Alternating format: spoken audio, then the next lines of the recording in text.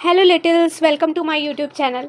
तो आज हम लोग जिस बारे में बात करने वाले हैं वो है, ये बहुत ज़्यादा हेल्पफुल है for net exam, UGC net के लिए भी हेल्पफुल है क्योंकि सेल बहुत इंपॉर्टेंट टॉपिक है। सीएसआईआर का जो प्रिपरेशन कर रहा है उसके लिए भी बहुत यूज़फुल है, और ग्रेजुएशन या मास्टर जो भी कर रहा है उसके लिए भी ये जो टॉपिक है सेल बहुत इंपॉर्टेंट टॉपिक है। तो आप लोग बहुत अच्छे से और बहुत डिटेल में मैं आपको ये चैप्टर समझाने वाली हूँ। तो इसी बात पे जल्दी से वीडियो को लाइक शेयर सब्सक्राइब कर देना और हम स्टार्ट करते हैं अपना एक्सप्लेनेशन। तो सबसे पहले सेल क्या होता है, ठीक है, ये हम जानते हैं कि सेल क्या होता है। तो सेल जो है ना बेसिक यूनिट ऑफ लाइफ है, जिसकी वजह से हमारा जो लिविंग है और फंक्शनल ऑर्गेनिज्म है वो प्रॉपर वर्क कर रहा है, ठीक है। हमारा जो बॉडी है वो सेल से ही मिलके बना हुआ रहता है, क्योंकि हम जितने भी लिविंग ऑर्गेनिज्म हैं वो किससे बने हुए हैं, सेल से ही बने हुए हैं, ठीक है। लेकिन जो सेल बायोलॉजी है वो किसका ब्रांच है, बायोलॉजी का ब्रांच है, जिसमें हम लोग सेल के स्ट्रक्चर और फंक्शन और बिहेवियर जो है ना सेल का, उसको स्टडी करते हैं, ठीक है। तो सेल बायोलॉजी को ना सेलुलर बायोलॉजी भी बोलते हैं एंड साइटोलॉजी भी बोला जाता है, ठीक है। तो हमने 3 पॉइंट इस पॉइंट से समझा है कि सेल बायोलॉजी जो है ना उसको सेलुलर बायोलॉजी एंड साइटोलॉजी भी बोला जाता है। और ये किसका ब्रांच है, बायोलॉजी का ब्रांच है। इसमें हम लोग स्टडी करते हैं सेल के स्ट्रक्चर, फंक्शन और सेल का बिहेवियर क्या रहता है, ठीक है। यहाँ तक हमने समझ लिया। और जो सेल है ना वो लिविंग ऑर्गेनिज्म में जितने भी सेल हैं वो क्या है, बेसिक यूनिट ऑफ लाइफ है, क्योंकि सेल के बिना ना मतलब हमारा बॉडी का जो फंक्शन है वो बिल्कुल वर्क नहीं कर पाएगा। जैसे जैसे हमारी एज होती जाती है ना वैसी वैसी हमारे टिश्यूज़ और सेल जो है ना वो कम होने लग जाते हैं, ठीक है। तो जो हमारे जो अलाइव होते हैं सेल के, तो अलाइबिलिटी जो नहीं है, मतलब जो ज़िंदा रहने की जो कैपेसिटी है एक सेल की, वो धीरे धीरे क्या होती है, कम होने लग जाती है, जिसकी वजह से हमें क्या होता है, जिट हम लगने लग जाते हैं, ठीक है। क्योंकि ये सब किस किस लिए हो रहा है, सेल की वजह से हो रहा है। पे देखो, जो लिविंग टिश्यूज़ होते हैं, सॉरी, जो लिविंग सेल्स होते हैं, ये सब एक ग्रुप में जमा होके क्या फॉर्म करते हैं, टिश्यूज़ बनाते हैं, ठीक है। टिश्यूज़ क्या बनाते हैं, टिश्यूज़ के ग्रुप मतलब क्या बनाते हैं, हमारे ऑर्गन्स को बनाते हैं। चाहे वो हमारे ऑर्गन्स में कुछ भी आ सकता है, किडनी, लिवर, जितने भी हैं। और यही जो डिफरेंट ऑर्गन है ये सब मिलके क्या बना रहे हैं, हमारे डाइजेस्टिव सिस्टम बना रहे हैं। ये डाइजेस्टिव सिस्टम का जो ग्रुप है ये ऑर्गन के साथ मिलके हमारा पूरा ह्यूमन बीइंग क्रिएट करता है। ह्यूमन बीइंग का जो फंक्शन है, यानी कि हम ह्यूमंस का जो फंक्शन है वो सब इन्हीं सब चीज़ों से क्या है, मिलके बना होता है। तो इसलिए सेल हमारे मतलब कि बहुत इंपॉर्टेंट फंक्शन वर्क करता है हमारे लिविंग बॉडी में। तो आप चाहे तो इसको स्क्रीनशॉट भी मार के रख सकते हैं और मैं आपको पीडीएफ भी प्रोवाइड कर दूंगी डिस्क्रिप्शन में। अब देखते हैं, आपके एग्ज़ाम्स में ये पूछा जाता है कि डेफिनेशन ऑफ सेल। तो सेल के बहुत सारे डेफिनेशंस होते हैं, बट इम्पॉर्टेंट डेफिनेशन तो यही है कि सेल जो है ना बेसिक यूनिट ऑफ लाइफ है। ये सबसे इंपॉर्टेंट चीज़ है कि सेल एक बेसिक यूनिट ऑफ लाइफ है, और cells are the structure, function and biological unit of all living beings. ये भी एक फंक्शन, मतलब एक डेफिनेशन हो सकता है सेल का, कि सेल जो है ना वो स्ट्रक्चरल है, फंक्शनल भी है और बायोलॉजिकल यूनिट है किसका, हम लिविंग बींग्स का, ठीक है। A cell can replicate itself independently, hence they are known as building blocks of life. जो सेल है ना वो रेप्लिकेट इंडिपेंडेंटली है ना, वो खुद ही अपने आप को रेप्लिकेट करते हैं।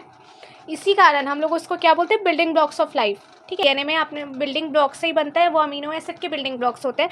वैसे ही सेल जो है ना वो खुद को ही रेप्लिकेट करता है, इसलिए हम लोग उसको बिल्डिंग ब्लॉक्स ऑफ लाइफ। कि डिस्कवरी ऑफ सेल, कि सेल की डिस्कवरी कब हुई, तो ये बहुत इंपॉर्टेंट पॉइंट है कि सेल को किसने डिस्कवर किया था, रॉबर्ट हुक जो था उसने डिस्कवर किया था सेल को 1665 में। ये बहुत इंपॉर्टेंट है और इसको हर एग्ज़ाम में पूछा जाता है। तो Robert Hooke observe a piece of bottle कॉक under the compound microscope and notice minuscule structure that remind him small room. तो जो रॉबर्ट हुक था ना उसने एक जो कॉक था, मतलब जो बॉटल में जो पहले कॉक यूज़ होते थे, जो काफ़ी ज़्यादा किससे बने होते थे, वुड का जो कॉक आता था उस टाइम पे, उसको उसने क्या किया, कंपाउंड माइक्रोस्कोप में जब देखा तो उसको काफ़ी ज़्यादा मिनिस्कल्स स्ट्रक्चर दिखे, बहुत छोटे छोटे लेयर्स टाइप ऑफ स्ट्रक्चर दिखे, जो बहुत ही एक छोटे से स्मॉल रूम के जैसे दिखाई दे रहे थे उसको। तो उसने ना उसको नाम दे दिया सेल। तो उस रूम को उसने तुरंत ही क्या नाम दे दिया, सेल। तभी से सेल आया, ठीक है। तो 1665 में सेल की पहली डिस्कवरी हो गई। लेकिन उस टाइम पे क्या था ना, जो कंपाउंड स्कोप जो आते थे उसमें काफ़ी ज़्यादा लिमिट मैग्नीफिकेशन होता था, ज़्यादा हाई पावर का नहीं आता था, तो उसमें उसने ज़्यादा कुछ डिटेल सेल का ना वो देख नहीं पाया रॉबर्ट हुक जो था। लेकिन उसको ये पता चल गया कि जो सेल ऐसा कुछ चीज़ एग्जिस्ट करता है। ठीक है, अब आगे देखते हैं। फिर लेटन ऑटन वॉन लेवनहॉक, ठीक है, ऑटन वॉन लेवनहॉक, ये सेकेंड वाला पॉइंट ने बहुत इंपॉर्टेंट है। उसने ऑब्जर्व किया सेल को अंडर कंपाउंड माइक्रोस्कोप ना हायर मैग्नीफिकेशन। देन उसके बाद लेवनहॉक ने ना अनदर कंपाउंड माइक्रोस्कोप यूज़ किया, लेकिन वो हाई मैग्नीफिकेशन का था, जिसमें उसने क्या देखा कि जो सेल है ना उसमें कुछ मूवमेंट्स दिखाई दे रही थी उसको। ठीक है, जो बोलते हैं मोटिलिटी। उसी के रिजल्ट में क्या हुआ, हमको पता चला कि जो सेल्स होते हैं वो अलाइव भी होते हैं। लेकिन जो रॉबर्ट हुक को क्या दिखा था, सिर्फ सेल दिखा था, उसमें उसको ये नहीं पता चला था कि सेल लाइव है कि अलाइव है, मतलब कैसा है नेचर उसका। तो इसी जो ऑब्जर्वेशन था ना, यही ऑब्जर्वेशन जो है उसको क्या नाम दिया गया, एनिमलक्यूलिस। ठीक है, एनिमलक्यूलिस नाम दिया गया। यहाँ तक आपको समझ आ गया। यहाँ पे इंपॉर्टेंट पॉइंट यही निकलता है, रॉबर्ट हुक ने सेल को कब डिस्कवर किया, उसने किस चीज़ में सेल को देखा, और तभी से सेल का नाम सेल हो गया। फिर ऑटन वैन लेवनहॉक ने सेल था अनदर कंपाउंड माइक्रोस्कोप में, तो उसको वहाँ पे क्या दिखाई दिया, कुछ मूवमेंट्स दिखाई दिए। देन उसने क्या नाम दिया, एनिमलक्यूलिस। तो यहाँ तक इंपॉर्टेंट पॉइंट है। वैसे each and every points are very important, मैंने बहुत हाईलाइटेड पॉइंट ही लिया है। फिर उसके बाद इन 1883 रॉबर्ट ब्राउन, ठीक है, रॉबर्ट ब्राउन नाम के जो साइंटिस्ट थे, बॉटनिस्ट थे, उन्होंने पहला इनसाइड सेल का स्ट्रक्चर का डिस्क्राइब किया। तो उन्होंने डिस्क्राइब किया जो ऑस्ट्रिच का जो सेल होता है उसमें न्यूक्लियस क्या है, प्रेजेंट रहता है। ये उसने अब्जॉर्ब किया, मतलब देखा, जो रॉबर्ट ब्राउन था 1883 में। तो ये स्टार्टिंग है रॉबर्ट हुक का 1665 में देखा, तो उन्होंने कुछ ड्राइंग बनाई। तो इस तरीके से ये हनी कॉम्ब के स्ट्रक्चर्स जैसे दिख रहे हैं, देखो जैसे मधुमक्खी का शहद होता है उसी तरह। तो ये था पहले का जो सेल का स्ट्रक्चर आया था तब का। अब देखते हैं कि कितने टाइप्स ऑफ सेल होते हैं। तो टू टाइप्स ऑफ सेल पाया जाता है। जो सेलुलर स्ट्रक्चर के बेस में दो टाइप ऑफ सेल होते हैं, प्रोकैरियोट्स एंड यूकैरियोट्स। ठीक है, अब प्रोकैरियोट्स क्या होते हैं, प्रोकैरियोटिक सेल और ये है यूकैरियोटिक सेल। तो प्रोकैरियोटिक सेल जो रहते हैं ना, कोई भी न्यूक्लियस नहीं होता है। ठीक है, प्रोकैरियोटिक सेल में क्या है, have no nucleus. Prokaryotic cell जो होते हैं ना वो प्रिमिटिव टाइप ऑफ सेल है, मतलब इसमें वन सेल से ही मतलब हमारा प्रोकैरियोटिक सेल बना है। तो ये देख सकते हैं इसमें कोई न्यूक्लियस नहीं होता है। और जो प्रोकैरियोट्स हैं जिसमें बैक्टीरिया वगैरह रहता है सेल में, उसका जेनेटिक मटेरियल फ्रीली सस्पेंडेड होता है, मतलब जेनेटिक मटेरियल फ्री रहता है पूरा। इसी वजह से सेल्स में ना कोई न्यूक्लियस नहीं होता है। ये प्रिमिटिव टाइप ऑफ सेल है, मतलब ये स्टार्टिंग में सबसे पहले मतलब अब्जॉर्ब किया गया था। और ये इसमें क्या है ना, कोई न्यूक्लियस नहीं पाया जाता। और इसका जो बैक्टीरिया जो रीजन्स होते हैं इस सेल में, इसके जो जेनेटिक मटेरियल है वो फ्रीली मतलब सस्पेंडेड होते हैं, जिसकी वजह से इसको न्यूक्लियोइड उस रीज़न को बोला जाता है। तो ये क्या है ना, सिंगल सेल माइक्रो ऑर्गेनिज्म है। जो हमारे प्रोकैरियोटिक सेल है ना, इसमें जो सेल्स होते हैं वो सिंगल सेल्स रहते हैं। ठीक है, इसका एग्जांपल जैसे archaebacteria and cyanobacteria. Cyanobacteria, archaebacteria, ये सब प्रोकैरियोटिक सेल के एग्जांपल है। हमको बहुत इंपॉर्टेंट चीज़ ये एग्जाम में पूछा जाता है कि सेल का साइज़ क्या है प्रोकैरियोटिक सेल का। तो इसका साइज़ जो है ना 0.1 से लेके 0.5 म्यू तक इसका डायमीटर रहता है।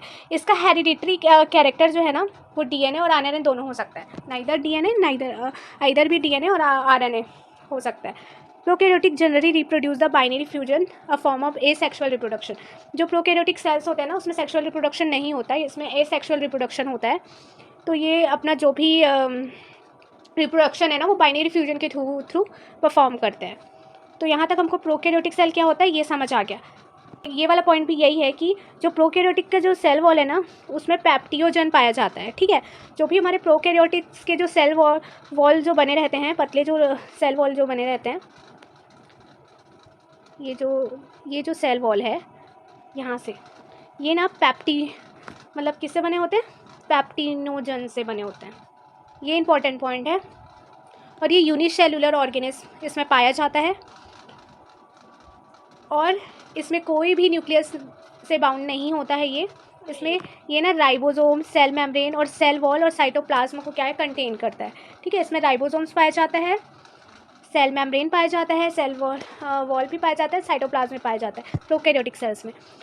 देन ये क्या होता है राइबोसोम्स, सेल मेम्ब्रेन, इन सब के बारे में हम डिटेल में पढ़ेंगे अभी, बट ये प्रोकैरियोटिक सेल इतना ही है कि यूकैरियोटिक सेल क्या। जब प्रोकैरियोटिक सेल जो है वो सिंगल सेल था, तो ऑब्वियस सी बात है जो हमारा यूकैरियोटिक सेल है ये सिंगल सेल नहीं रहता है। सेल में ना थ्रू न्यूक्लियस पाया जाता है, इसमें न्यूक्लियस काफ़ी अच्छा पाया जाता है, और इसका जो साइज़ है सेल का वो रेंज रहेगा 10 से 100 म्यू डायमीटर तक, ठीक है। एंड इसमें जो ब्रॉड कैटेगरी जो इसमें इन्वॉल्व होती है वो रहती है plants, fungi, protozoa and animals. इसका जो प्लाज्मा मेम्ब्रेन है ये बहुत ज़्यादा रिस्पॉन्सिबल है हमारी यूकैरियोटिक सेल में, क्योंकि ये क्या करता है, ट्रांसपोर्ट करता है न्यूट्रिएंट्स को आउट ऑफ द सेल, ठीक है। और ये रिस्पॉन्सिबल है सेल टू सेल किसके लिए, कम्युनिकेशन के लिए। ये बहुत इंपॉर्टेंट पॉइंट है कि यूकैरियोटिक सेल जो है वो रिस्पॉन्सिबल है सेल के कम्युनिकेशन के लिए।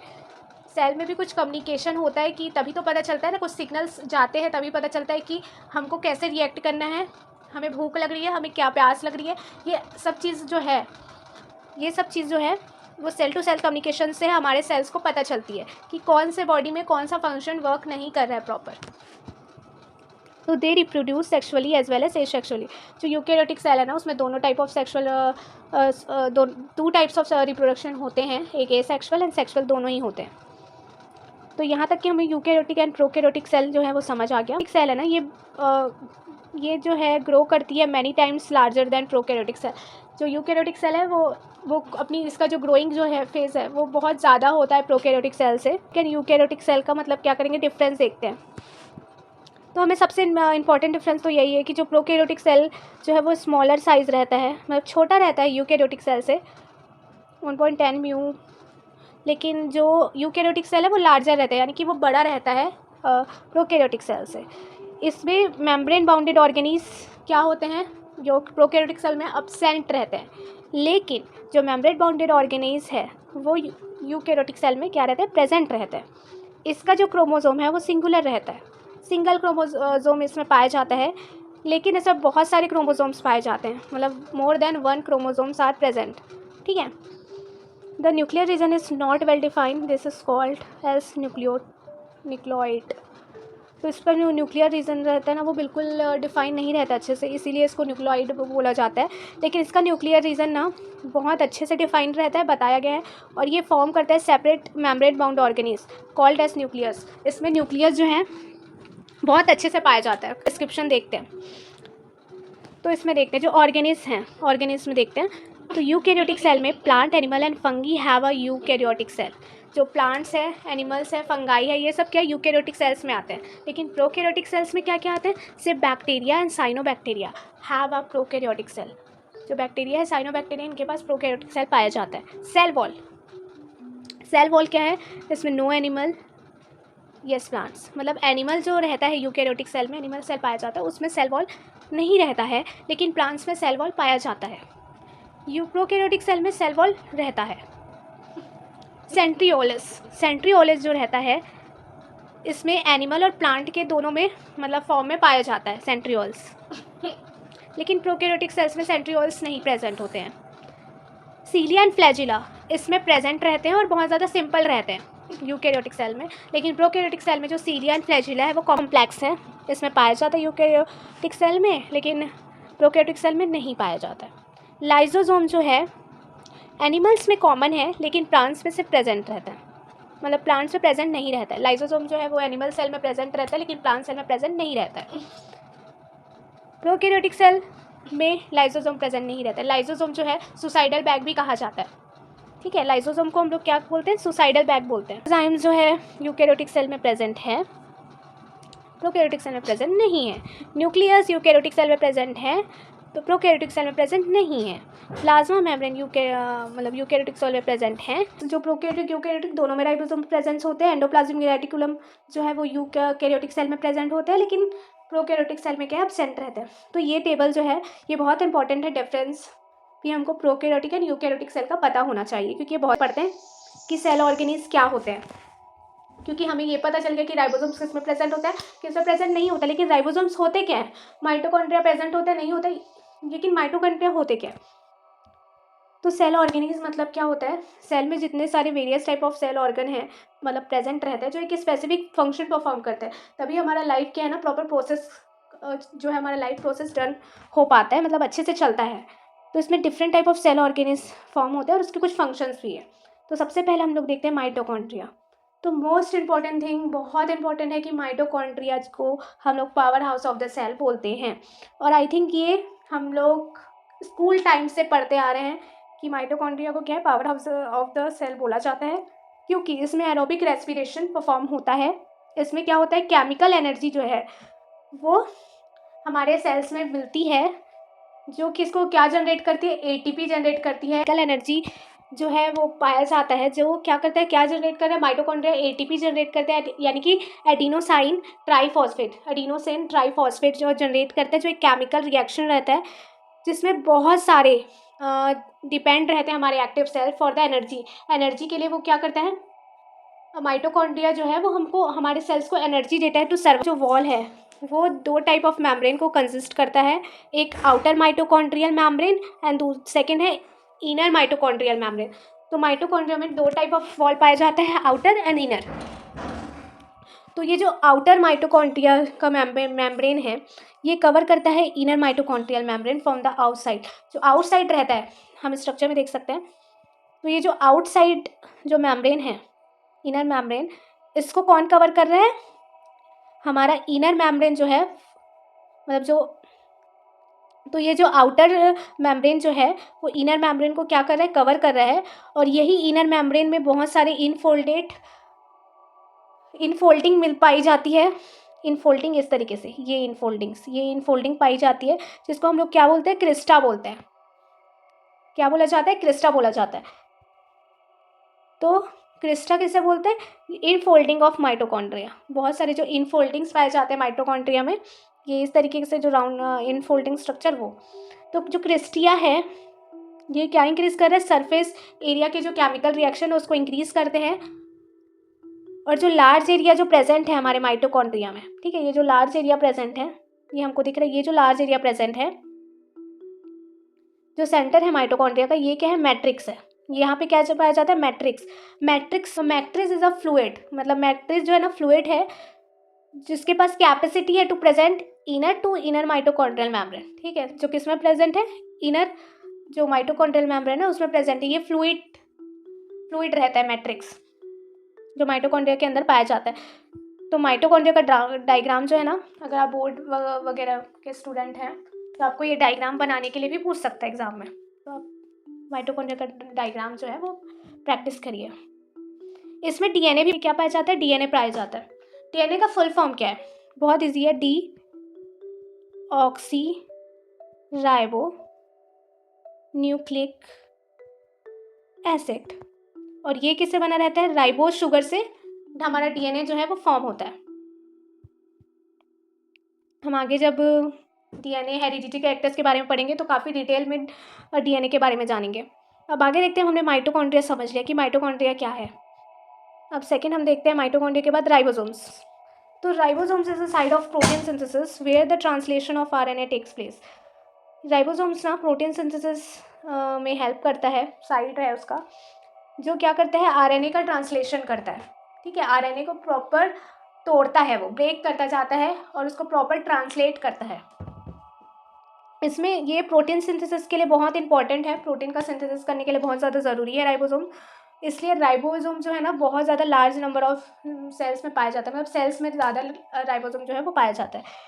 और राइबोसोम जो है ना वो freely found suspended in cytoplasm में राइबोसोम जो है वो फ्रीली अवेलेबल रहते हैं। और ये क्या है, अटैच रहते हैं टू एंडोप्लाज्मिक रेटिकुलम के पास अटैच रहते हैं ये। राइबोसोम जो है वो प्रेजेंट होता है माइटोकॉन्ड्रियल डिसिंथेसाइज माइटोकॉन्ड्रियल प्रोटीन। ये भी इंपॉर्टेंट पॉइंट है कि राइबोसोम जो है ना वो माइटोकॉन्ड्रिया में भी प्रेजेंट होता है। और ये क्या सिंथेसाइज करता है, माइटोकॉन्ड्रियल प्रोटीन को क्या करता है, सिंथेसाइज करता है। प्रोटीन क्या प्रोवाइड करती है, प्रोटीन हमारे बॉडी के लिए बहुत ज़्यादा इंपॉर्टेंट है, क्योंकि ये हमारे इम्यूनिटीज़ को एक्टिवेट करती है एंड बहुत सारे फंक्शंस प्रोवाइड करती है फॉर मेमोरी के लिए, बहुत सारी चीज़ों को वर्क करने के लिए प्रोटीन जो है वो बहुत इंपॉर्टेंट रोल प्ले करता है। तो प्लाज्मिक रेटिकुलम, थर्ड जो सेल ऑर्गेनिज्म है वो है एंडोप्लाज्मिक रेटिकुलम। तो ये जो है ना, ये साइटोप्लाज्म ऑफ द सेल का एक एक्सटेंसिव नेटवर्क मेम्ब्रेन है जो अरेंज होता है प्लेट्स और ट्यूब्यूल्स में, जिसको हम लोग बोलते हैं एंडोप्लाज्मिक रेटिकुलम। एंडोप्लाज्मिक रेटिकुलम क्या है? साइटोप्लाज्म ऑफ द सेल है जिसमें एक एक्सटेंसिव नेटवर्क पाया जाता है जो क्या करता है, ट्यूब्यूल्स और प्लेट्स के फॉर्म में अरेंज रहता है। इस तरीके से arrange. Transport system of the cell जो ER है ना, यानी कि एंडोप्लाज्मिक रेटिकुलम हमारे सेल का क्या है, ट्रांसपोर्ट का काम करता है। ये ट्रांसपोर्ट करता है मॉलिक्यूल को that need certain changes and molecules in their destination. मतलब जो भी मॉलिक्यूल्स होते हैं उसमें कौन से चेंजेस, जो भी चेंजेस आएगा उसके लिए हमें एंडोप्लाज्मिक रेटिकुलम बहुत ज़्यादा इंपॉर्टेंट रहता है। और ये जो है हेल्प करता है जो मॉलिक्यूल्स को प्रॉपर उसके डेस्टिनेशन तक पहुंचाने का। ठीक है, एंडोप्लाज्मिक रेटिकुलम ना दो टाइप के होते हैं, rough and smooth endoplasmic reticulum. तो जो एंडोप्लाज्मिक रेटिकुलम है ना, ये किससे बाउंड होते हैं? राइबोसोम्स के साथ बाउंड होते हैं जो अपीयर होंगे रफ में, and is a rough endoplasmic reticulum. और ये क्या है? रफ एंडोप्लाज्मिक रेटिकुलम है। And there are a site for the protein synthesis while the smooth endoplasmic reticulum does not have a ribosomes. और ये जो रहता है ना, ये प्रोटीन सिंथेसिस का साइट है। हमने स्टार्टिंग में ही पढ़ा कि ये प्रोटीन सिंथेसिस भी करता है, तो ये उसका साइट है। लेकिन जो स्मूथ एंडोप्लाज्मिक रेटिकुलम रहता है उसमें कोई भी राइबोसोम्स क्या है, नहीं पाए जाते। और they help in a synthesis of lipids, steroids, hormone. और ये किस में हेल्प करते हैं? लिपिड और जो स्टेरॉइड हार्मोन है उसके लिए ये हेल्प करते हैं डिटॉक्सिफिकेशन ऑफ सम ड्रग्स। जो कुछ ड्रग्स होते हैं उसका डिटॉक्स भी क्या करते हैं, एंडोप्लाज्मिक रेटिकुलम के द्वारा ही किया जाता है। तो हम इसके डायग्राम से समझते हैं। ये सारे क्या हैं? एंडोप्लाज्मिक रेटिकुलम है। इसमें राइबोसोम्स प्रेजेंट होता है, स्मूथ एंडोप्लाज्मिक रेटिकुलम, एंड ये क्या है? Rough endoplasmic reticulum. यहाँ पे न्यूक्लियर पोर, न्यूक्लियर्स और न्यूक्लियोलस तीनों चीज़ें क्या है, एंडोप्लाज्मिक रेटिकुलम में क्या है, पाई जाती है। देखते हैं। Golgi bodies are a compact and consist of parallel membrane plates and tubules. मतलब जो गोल्जी बॉडी रहता है ना, ये एक कॉम्पैक्ट स्ट्रक्चर में पाया जाता है जो बिल्कुल पैरेलल रहता है, उसके जो मेम्ब्रेन प्लेट्स हैं और ट्यूब्यूल्स हैं उसके। ठीक है, इसके साइट ऑफ एंजाइम सिक्रेशन, इसमें क्या होता है, एंजाइम का सिक्रेशन होता है एक साइड में, और इसमें पार्टिसिपेट करता है फॉर्मेशन ऑफ लाइसोसोम्स। लाइसोसोम्स के को बनाने के लिए जो है गोल्जी बॉडीज़ बहुत ज़्यादा इंपॉर्टेंट है, ये पार्टिसिपेट करता है क्योंकि जो गोल्जी बॉडीज़ होती है वो मॉडिफाई करते हैं मॉलिक्यूल्स को from rough endoplasmic reticulum and divided into a small unit with a membrane known as vesicles. तो जो गोल्जी बॉडीज़ है ना, ये मॉलिक्यूल्स जो हमारे रफ एंडोप्लाज्मिक रेटिकुलम में पाए जाते हैं उसको क्या करता है, वो डिवाइड कर देता है एकदम छोटे यूनिट्स में। और ये जो मेम्ब्रेन जो हमको मिलता है वो क्या है, हमारे वेसिकल्स है। ठीक है, processing and packaging of molecule that are synthesised by cell. ये क्या करेगा, ये इन्वॉल्व होता है इस प्रोसेसिंग में।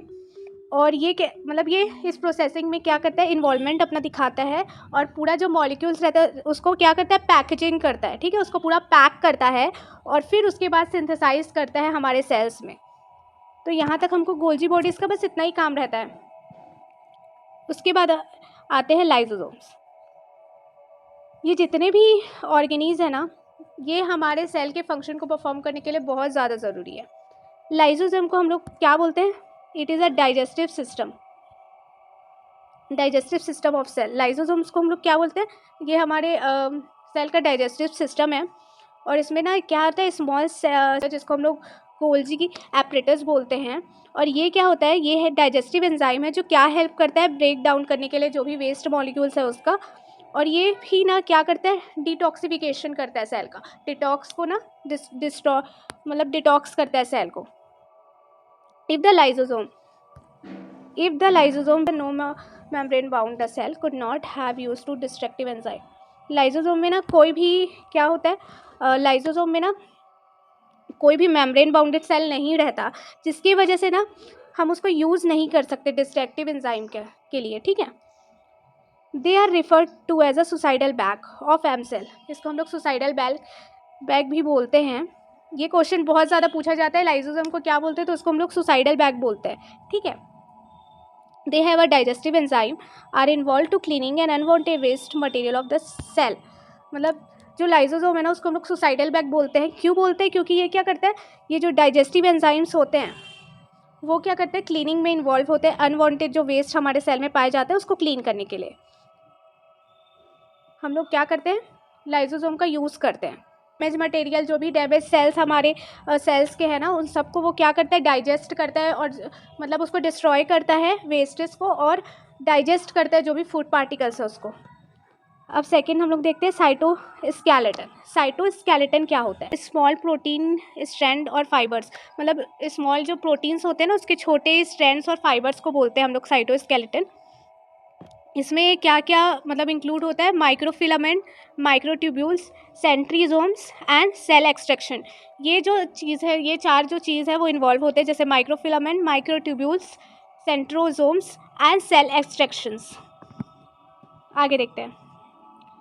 Microfilament are a smallest protein fibre. हमने देख लिया कि जो माइक्रोफिलामेंट्स होते हैं ना, जो इसमें माइक्रोफिलामेंट्स है वो बहुत छोटे प्रोटीन के फाइबर्स होते हैं जो क्या प्रोवाइड करते हैं, स्ट्रक्चरल सपोर्ट प्रोवाइड करते हैं हमारे सेल को, और उसके शेप को क्या करते हैं, मेंटेन करते हैं। माइक्रोफिलामेंट्स क्या करते हैं हमारे माइक्रोफिलामेंट्स क्या करते हैं कि हमारे सेल को ना मेंटेन करते हैं, उसको शेप प्रोवाइड करते हैं और उसको सपोर्ट भी देते हैं।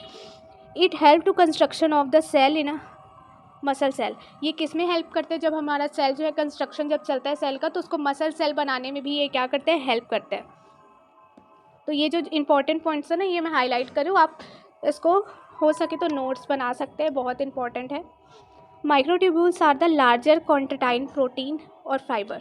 जो भी माइक्रोट्यूब्यूल्स हमारे सेल में पाए जाते हैं वो लार्जर प्रोटीन से बना होता है, ठीक है, लार्जर प्रोटीन फाइबर से बना होता है जो माइक्रोट्यूब्यूल्स। और माइक्रोफिलामेंट किससे बना रहता है? स्मॉल प्रोटीन फाइबर से। और ये क्या प्रोवाइड करता है? ये इन्वॉल्व होता है movement of organelle within the cell. ये सिर्फ मूवमेंट में क्या होता है, इन्वॉल्व होता है साइटोस्केलेटन। इस तरीके से ये देख सकते हैं, माइक्रोट्यूब वो मूवमेंट करवाने में हेल्प मतलब इन्वॉल्व होता है सेल के, और माइक्रोफिलामेंट्स क्या करता है, ये सपोर्ट प्रोवाइड करता है हमारे सेल को। अब आगे देखते हैं। इसके बाद है वैक्यूल्स। वैक्यूल्स क्या होता है? वैक्यूल्स में ना सिंगल बॉन्डेड सिंगल मेम्ब्रेन रहता है, वो bounded single membrane and a small organelles, ठीक है। इसमें ना सिंगल मेम्ब्रेन और स्मॉल ऑर्गेनीज पाया जाता है। In many organelles vacuoles are a storage organelles. जो वैक्यूल्स रहता है वो एक स्टोरेज ऑर्गेनीज रहता है। ये क्या करता है? ये भी स्टोर करता है जो भी एक्सेस फूड है एंड वाटर है उसको, ठीक है। वैक्यूल्स का अगर जो भी एक्सेस फूड और वाटर है उसको वो स्टोर का काम करता है। और इसमें ना स्मॉल वेसिकल्स जो वैक्यूल्स के रहते हैं वो क्या फंक्शन करते हैं? वो ट्रांसपोर्ट का फंक्शन करते हैं in and out of the cell. मतलब क्या चीज़ सेल के अंदर आना चाहिए, क्या चीज़ बाहर जाना चाहिए, इस चीज़ का वो क्या करते हैं, इसका यही फंक्शन जो वेसिकल्स वैक्यूलस में पाए जाते हैं। साइटोप्लाज्म क्या रहता है सेल में? साइटोप्लाज्म क्या है? The cytoplasm is a thick, clear and jelly-like substance present inside the cell membrane. जो भी साइटोप्लाज्म रहता है वो क्या है, एकदम जेली लाइक सब्सटेंस हमारे जो सेल में ना इनसाइड में प्रेजेंट होते हैं, सेल मेम्ब्रेन के इनसाइड में। और साइटोप्लाज्म ना कंटेन करता है सेलुलर कॉन्स्टिट्यूएंट को, जो किस में प्रेजेंट रहता है? प्लाज्मा मेम्ब्रेन में और न्यूक्लियर्स में। और ये ना डिवाइड होता है साइटोजोल और ऑर्गेनीज में, ठीक है। जो भी हमारा साइटोप्लाज्म रहता है वो किस में डिवाइड होता है? साइटोसोम्स एंड ऑर्गेनीज में डिवाइड होता है। ये साइटोजोल क्या होता है? साइटोजोल जो है ना वो फ्लूइड पोर्शन रहता है साइटोप्लाज्म का, ठीक है। साइटोजोल क्या होता है? साइटोजोल क्या होता है? वो फ्लूइड पोर्शन रहता है किसका? साइटोप्लाज्म का। और इसी के साइड में जितने भी सेलुलर रिएक्शन है ना वो सब परफॉर्म होते हैं साइटोप्लाज्म में। अब जो सेल ऑर्गेनीज है जैसे कि एंडोप्लाज्मिक रेटिकुलम, वैक्यूलस, माइटोकॉन्ड्रिया, राइबोसोम, ये सब किस में सस्पेंडेड है? साइटोप्लाज्म में ही सस्पेंडेड है, ठीक है। और ये जो फ्लूइड हमारे साइटोप्लाज्म में है उसको हम लोग मैट्रिक्स बोलेंगे, ठीक है। हमने क्या देखा था कि साइटोजोल जो फ्लूइड पार्ट है वो साइटोप्लाज्म में है, और इस फ्लूइड पार्ट को हम लोग क्या बोलते हैं? मैट्रिक्स बोलते हैं।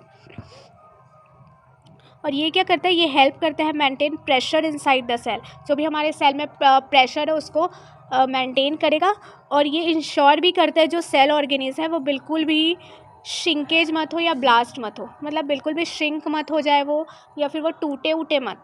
तो ये सब का जिम्मेदारी किसके पास है? हमारे मैट्रिक्स जो साइटोप्लाज्म में प्रेजेंट है वो करता है। इसके बाद है न्यूक्लियस। न्यूक्लियस बहुत इंपॉर्टेंट है।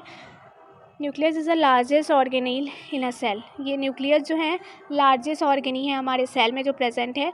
और न्यूक्लियस जो है ना क्या कंटेन करता है? जेनेटिक मटेरियल जो है हमारा डीएनए कंटेन करता है। और ये जो है सिग्नल देता है हमारे सेल को ग्रो करने के लिए, मैच्योर करने के लिए, डिवाइड करने के लिए या डाई करने के लिए। यही जो है न्यूक्लियस है, ये ही हमारा सिग्नल का काम करता है। जो सिग्नल सेंड करता है ये हेरिडिटरी मटेरियल जो हमारा डीएनए जिसमें प्रेजेंट रहता है, यही सेल को सिग्नल देता है कि वो ग्रो करे, मैच्योर हो, कि डिवाइड हो, कि ख़त्म हो जाए। The nucleus is surrounded by the nuclear envelope that separate the DNA from the rest of the cell. जो भी न्यूक्लियस है वो किससे है ना, वो सराउंडेड रहता है। जो न्यूक्लियस है ना वो किसके सराउंडेड रहता है? न्यूक्लियर एनवलप के सराउंडेड रहता है, जो क्या करता है? डीएनए को सेपरेट करता है जितने भी सेल हैं उससे। और इसका ना स्पेरिकल बॉडी जो है वो सेंटर ऑफ न्यूक्लियस, जो स्पेरिकल बॉडी जो प्रेजेंट रहता है ना सेंटर जो न्यूक्लियस में, उसको हम लोग न्यूक्लियोलस बोलते हैं। ये हमने पहले भी देखा था। जो स्पेरिकल बॉडीज जो प्रेजेंट होती है सेंटर में उसको हम लोग न्यूक्लियोलस बोलते हैं। जो न्यूक्लियस है वो क्या 46 क्रोमोसोम को कंसिस्ट करते हैं। और ये किससे बना होता है? डीएनए से बना होता है। इसमें क्या रहता है? जो पोर्स है न्यूक्लियर एनवलप में उसको हम लोग न्यूक्लियर पोर बोलते हैं। जो भी पोर्स पाए जाते हैं ना न्यूक्लियर एनवलप में उसको हम लोग न्यूक्लियर पोर्स बोलते हैं। ये भी हेल्प करता है ट्रांसपोर्ट करने के लिए सब्सटेंस को न्यूक्लियस और साइटोप्लाज्म में। जो न्यूक्लियस और साइटोप्लाज्म में ना उसमें ट्रांसपोर्ट करने का काम पढ़ी है। कुछ चीज़ें हमने नहीं पढ़ी है वो भी हम देखते हैं। हमने क्या क्या पढ़ लिया? हमने न्यूक्लियस पढ़ लिया, हमने गोल्जी कॉम्प्लेक्स पढ़ लिया, हमने वैक्यूल पढ़ लिया, हमने माइक्रोट्यूब्यूल्स पढ़ लिया, एंडोप्लाज्मिक रेटिकुलम पढ़ लिया, सेंट्रियोल्स पढ़ लिया, माइटोकॉन्ड्रिया पढ़ लिया, लाइसोसोम पढ़ लिया, राइबोसोम पढ़ लिया, प्लाज्मा मेम्ब्रेन हमारा बचा है। तो प्लाज्मा मेम्ब्रेन को ना हम लोग सेल मेम्ब्रेन भी बोलते हैं, क्योंकि ये ना फाउंड होता है जितने भी हमारे लिविंग सेल है ना उसके इनसाइड और आउटसाइड ऑफ द जो भी इन्वायरमेंट है उसमें हमारा प्लाज्मा मेम्ब्रेन जो है वो पाया जाता है। और ये प्लाज्मा मेम्ब्रेन क्या हेल्प करता है? तो कंट्रोल करने के लिए exchange of substance to inside and outside the cell. जो भी सेल में जो भी वेस्टेज है उसको बाहर निकालने के लिए भी कंट्रोल करता है। और उसको जो वेस्ट मटेरियल है या कुछ भी हानिकारक चीज़ें जो हैं या हार्मफुल जो भी केमिकल्स या कुछ भी हो उसको हमारे सेल के अंदर नहीं आने देता।